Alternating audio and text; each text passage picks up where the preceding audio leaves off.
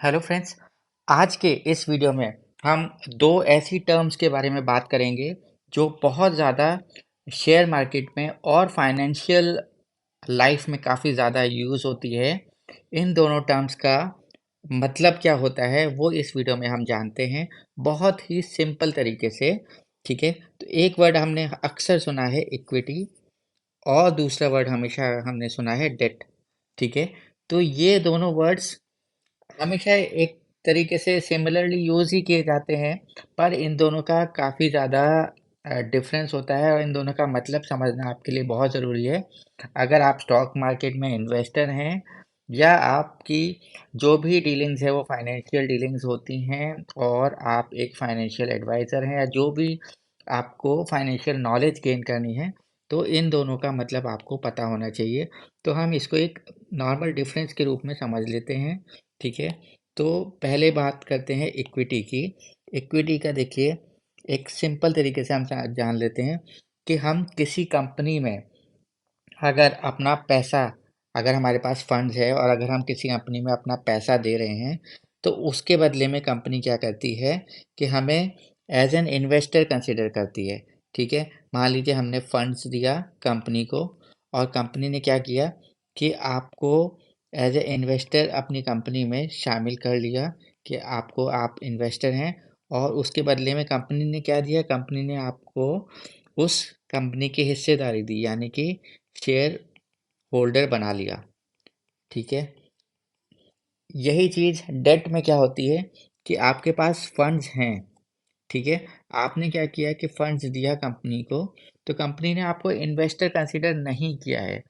Company ने आपसे क्या किया, या किसी भी इंस्ट्रूमेंट ने आपसे क्या किया कि फंड्स तो लिया आपसे, लेकिन उसको एज ए इन्वेस्टर कंसीडर ना करके कंपनी ने आपसे फंड्स लेने के बदले में आपको कहा कि हम आपको जो है हम आपसे हम अपने आप को बोरोअर कंसिडर करेंगे, यानी कि आप हमारे लिए लेंडर हैं। ठीक है ना, कंपनी ने आपको लेंडर घोषित किया। ठीक है ना, कि आपने हमें पैसा दिया है, और उसके बदले में कंपनी आपको क्या देगी, एक इंटरेस्ट देगी। जो भी अमाउंट आपने दिया उसके बेसिस पर एक इंटरेस्ट देगी।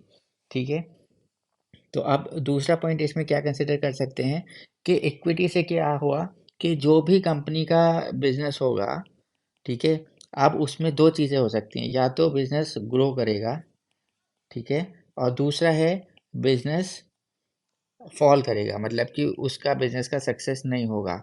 ठीक है, तो दोनों ही केसेस में आप सफ़र कर सकते हैं कि आप, क्योंकि उस कंपनी के इन्वेस्टर हैं, शेयर होल्डर हैं, तो उस कंपनी के ग्रोथ में भी आप शामिल हैं, उसके फॉल में भी आप शामिल हैं, क्योंकि आप भी उसी का एक पार्ट हैं। ठीक है, लेकिन डेट में क्या होता है कि डेट में आपको, अगर कंपनी का जो भी बिजनेस है, उस कंपनी का चाहे ग्रोथ हो, ग्रोथ है कंपनी का, चाहे कंपनी का फॉल हो, लेकिन इन दोनों केसेस में आपको कोई फर्क नहीं पड़ता। ठीक है ना, यू आर सेफ, आप सेफ रहते हैं, आपको बस इंटरेस्ट मिलता है, इसमें आपको कोई भी फर्क नहीं पड़ता है। तो अब इक्विटी में क्या फ़ायदा होता है, इक्विटी में ग्रोथ होता है, तो आपकी जो वेल्थ है वो मल्टीफोल्ड इंक्रीज कर सकती है। लेकिन डेट के केस में क्या होता है कि आपका जो कंपनी अगर ग्रो कर रही है, तो आपकी जो वेल्थ है वो एक फिक्स इंटरेस्ट पर ही आपको मिलेगी, जो आपने इनिशियली एज ए लेंडर आपका फिक्स हो गया था। जिस भी जिस भी बोरोवर ने आपसे पैसा लिया था, तो आपकी जो वेल्थ है वो सिर्फ इंटरेस्ट इनकम ही रहेगी, इंटरेस्ट इनकम आपकी रहेगी, और इसमें आपकी कोई वेल्थ क्रिएट नहीं होती है। ठीक है, तो इक्विटी में क्या फ़ायदा है कि आपकी वेल्थ क्रिएट हो जाएगी, लेकिन डेट में आपकी वेल्थ क्रिएट नहीं होगी।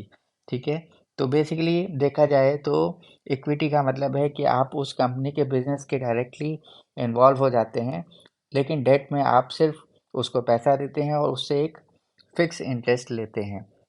ठीक है, तो ये कुछ बातें थी जो आपको पता होनी चाहिए इक्विटी और डेट के बारे में।